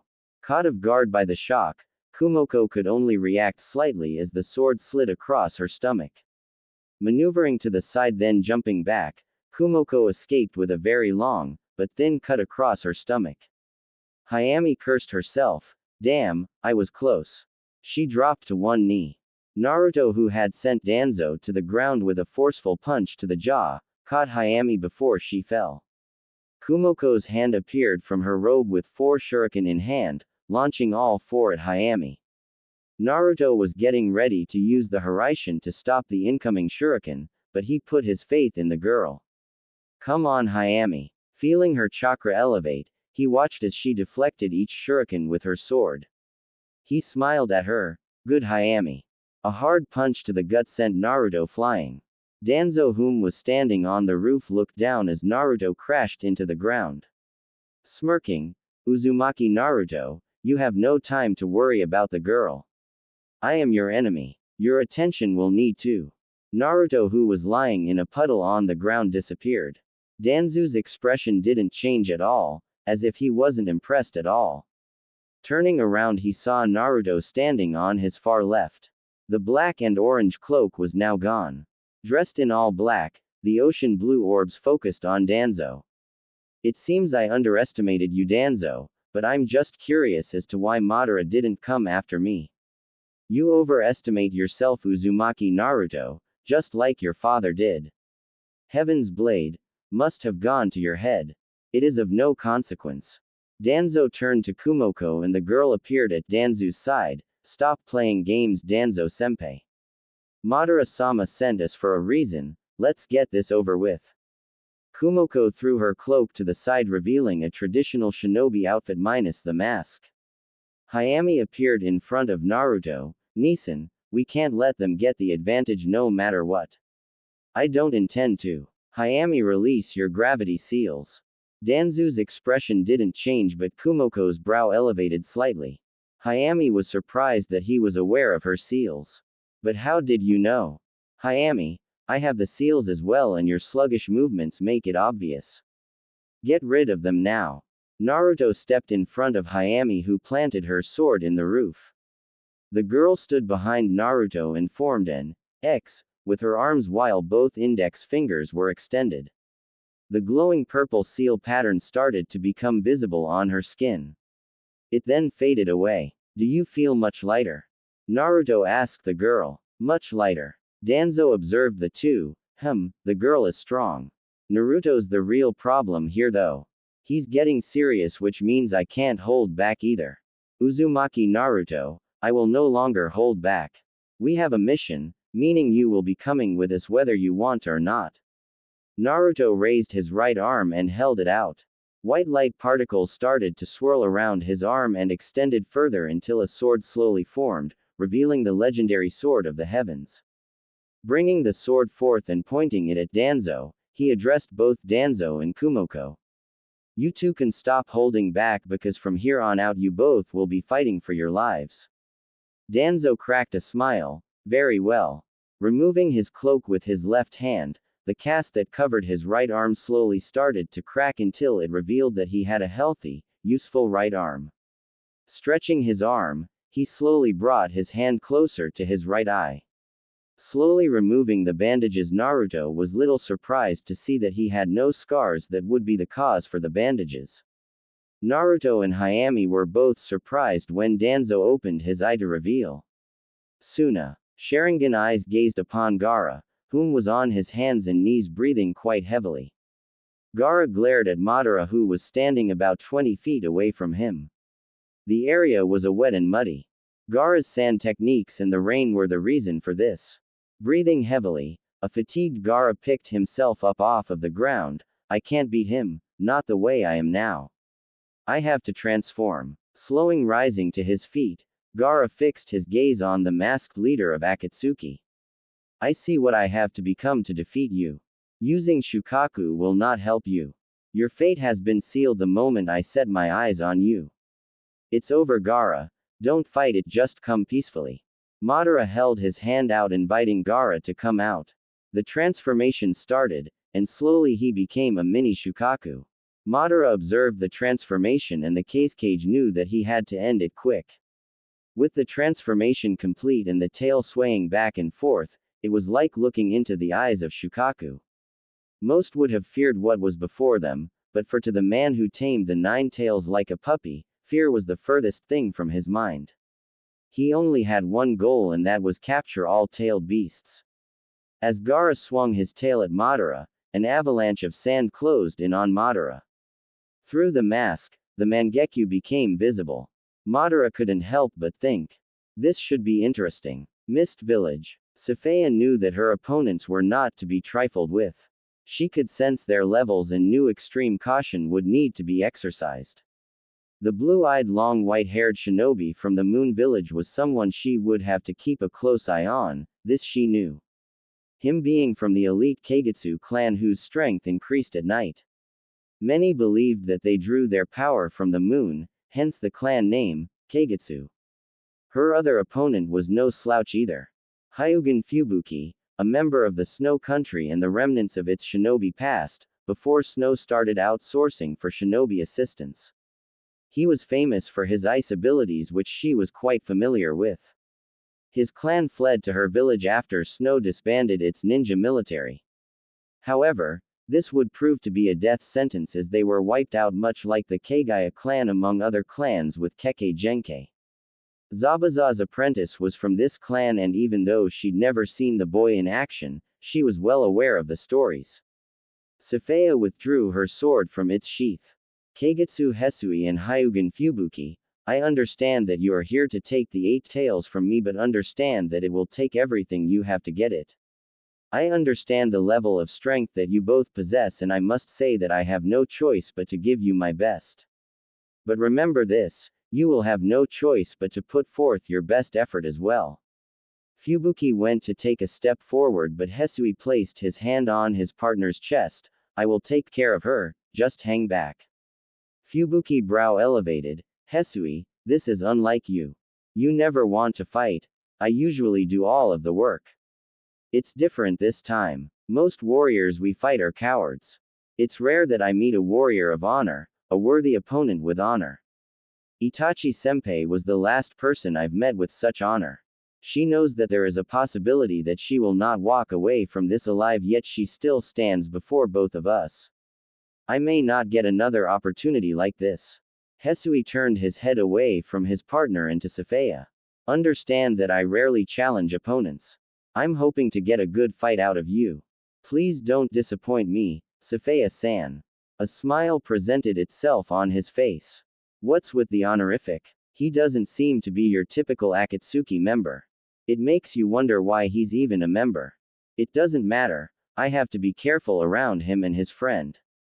Fubuki threw his hands up. Whatever, I will leave it up to you. If see you get in trouble, I'm going to step in. Do that and I will kill you. Fubuki laughed at Hisui. That's just like you, Hisui. In any event, we have a mission, and if I see that the mission is failing due to your inability to take the 8 tails, I will not hesitate to ensure the mission's success. Don't interfere, was all Hisui said as he removed his cloak to reveal a white tunic with moon in the middle of the shirt. He was also wearing a pair of black pants. A smile of satisfaction graced his face. You have no idea how excited I am. Greenish-blue colored chakra encapsulated Hesui's body as he closely watched Safaya. With a joyous smile gracing his face, the young warrior from the Hidden Moon village locked his hands together. Throwing them out with his palms extended, light engulfed the area. Konoha. Hidan was pointing his scythe back and forth in the direction of Lee, Ino, and Choji. Which one of you is going to die first? How about you? Launching his scythe at Lee, the young taijutsu specialist quickly blocked the weapon with his nunchucks, but the force caused even Lee to struggle for footing. Swinging the scythe to the side and swinging the nunchucks from side to side, Lee used his speed to get in front of Hidan, who continued with his smirk. Lee didn't realize that the scythe was coming back until Ino yelled out, "Lee, watch out." The scythe planted itself in Lee's former location and Hidan carefully scanned his surroundings. This fucking kid moves around too much. Stay still, bastard, and accept your duh. The impact of Lee's foot sent Hidan flying in the air. Doing a backflip in the air, an evil smirk graced his face as brought forth the chain that sent his weapon back at Lee. Disappearing again, Hidan landed on the ground looking for the young Junin once more. Lee appeared behind him, this time with the intent of performing the leaf shadow dance. The goal was to set Hidan up for the Otome Renge, however, Lee never did get his chance to do so. A force sent Lee flying through the wall of the Hokage Tower. The shinobi's present eyes fell on the cause for this. Kakuzu, who was standing behind Hidan, shook his head. I can't believe you didn't realize how fast that kid was. You do realize he was about to perform the initial lotus. I was hoping he did, asshole. Why the hell did you get involved? I thought they weren't worth your time. Kakuzu stepped forth. They're not, but he is. Well, not that much, but even I need to keep in shape. He's a good warm-up for Tsunade. Too bad, fuckface. He's mine. Go look for the Hokage or someone worth money in this village. These shitheads are mine. You bastard. Next time I'm not going to help. I'm going to watch them kick your ass. Hidan turned from Kakuzu to Lee's direction. Hey asshole, get out here and fight me. A ragged Lee walked through the hole that was created by his body. Holding on to the wall for support, Lee's eyes shifted to Kakuzu. He's the real problem here. Being hit by him felt like being hit by a mountain. Lee felt a little weak but knew he had to continue. Ino and Choji landed on his sides. Lee-san, are you okay? A worried Ino asked. Yes, I'm fine. We have to watch out for the one who's not fighting. He's really strong. So how do we take care of his friend without him interfering?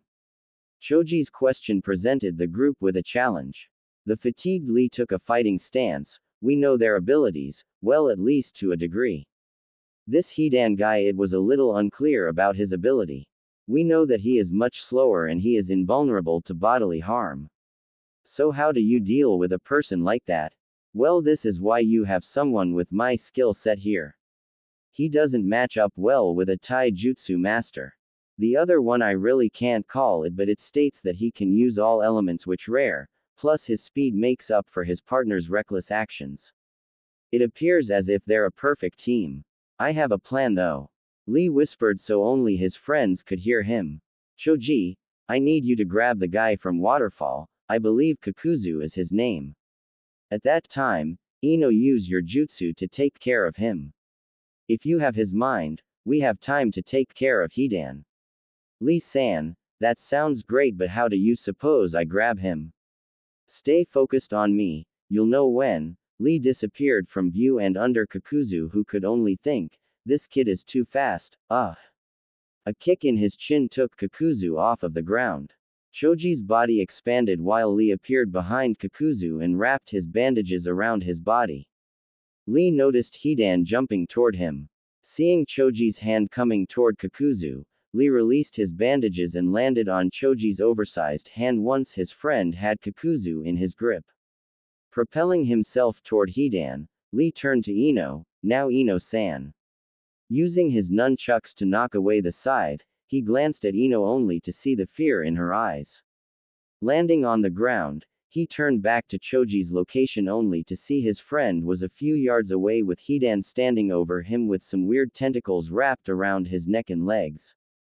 Choji. Lee went to help Choji but was stopped by Hidan's scythe as it slammed in front of him.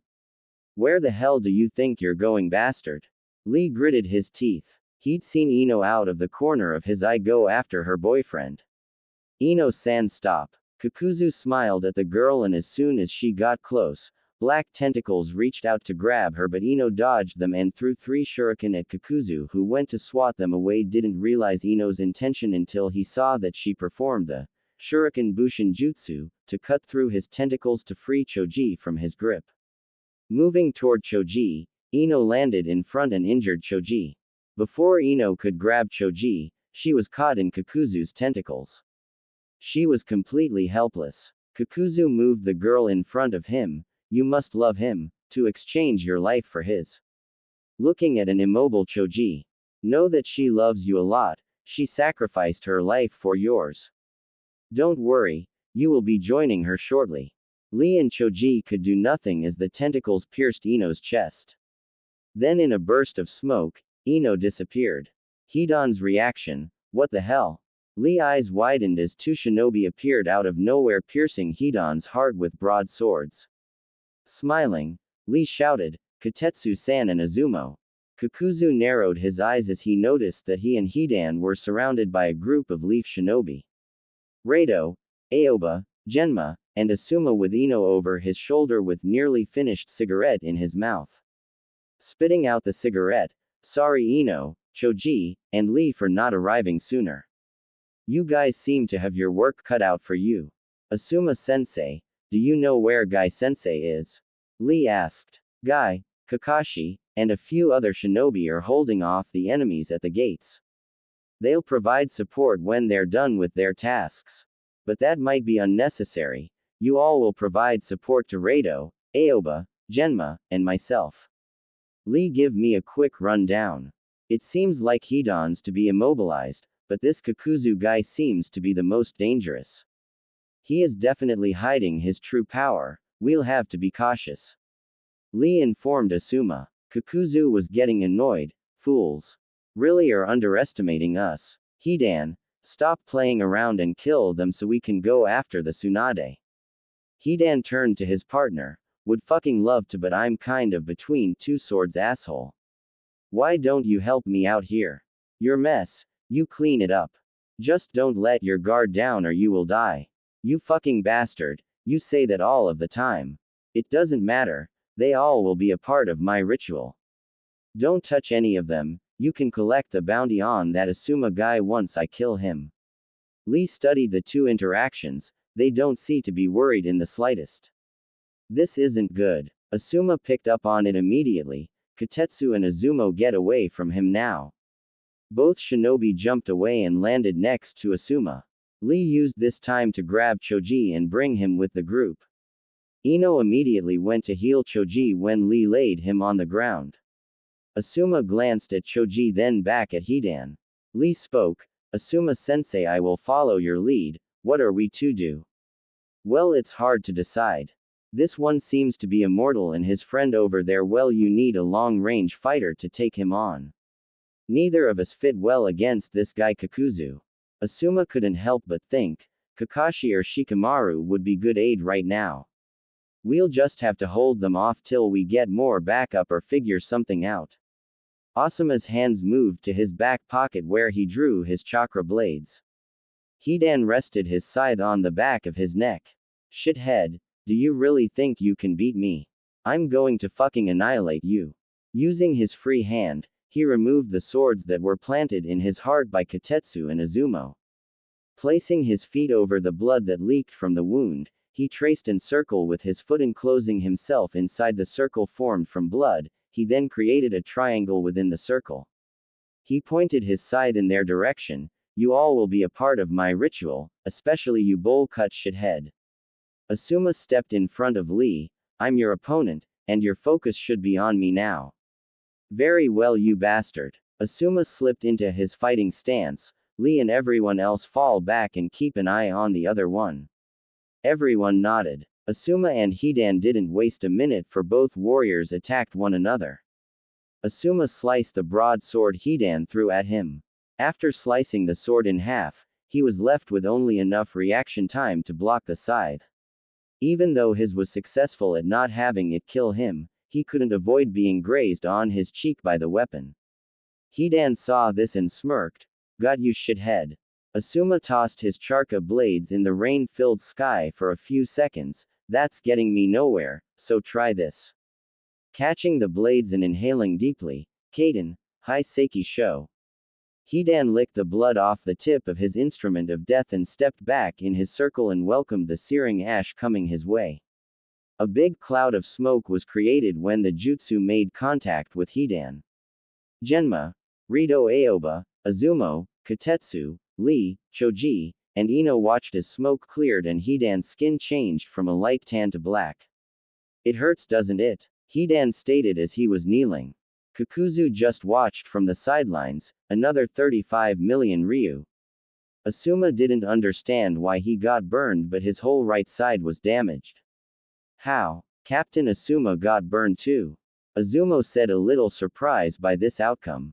We have to help Asuma-sensei. Ino said with concern as she prepared her kunai. No, Asuma-sensei said stay put and provide support when necessary. Choji, who was healed enough to stand, stated. Genma stepped forward. It may be necessary. You do realize what type of jutsu that is, right? Choji nodded. I understand, but we can't just rush in. We have to devise a plan. Asuma used his blade to extend his chakra, forming a blade. Hidan just smiled as he dug inside his cloak, removed a long steel stake. You've already been sacrificed to Jashin, you're finished, ha ha ha ha. Asuma regained his composure. Enough with this shit. The Junin charged at Hidan with his blade at his waist. Hidan raised the stake high and then viciously stabbed himself in left leg. Asuma's eyes widened as the pain ran through his body, causing him to fall on his face. Lee and the others didn't like what they were seeing. I have to help him. I have to get rid of those weapons. The young Junin made his move toward Hidan but was cut off by Kakuzu. Where do you think you're going? Lee just gritted his teeth. Asuma looked up at Lee. Lee, don't get involved. Ino couldn't contain herself. Jumping in the air, she threw a kunai aimed at Hidan's head, who welcomed the weapon. Genma spat his senbon, deflecting the blade. Ino, don't you see what's going on? Any damage he inflicts on himself affects Asuma. We have to be extremely cautious how we approach this. Asuma was trying to formulate a strategy. This isn't good. How can I get to him with hurt myself? Shit, Asuma, you sure put yourself in a bind this time. Hidan raised the stake, aimed it toward his heart. Now you die. Driving the stake toward his heart, everything came to a slowed down view for everyone as they all feared the worst. Kakuzu welcomed the end. However, his expression changed when Hidan stopped an inch away from piercing himself. My, I almost didn't make it. That would have been bad for you, Asuma-sensei. With his hands interlocked, Shikamaru was kneeling on the roof of the tower, his shadow trailing down the wall and below Hidan's feet. Shikamaru. Ino and Choji both yelled.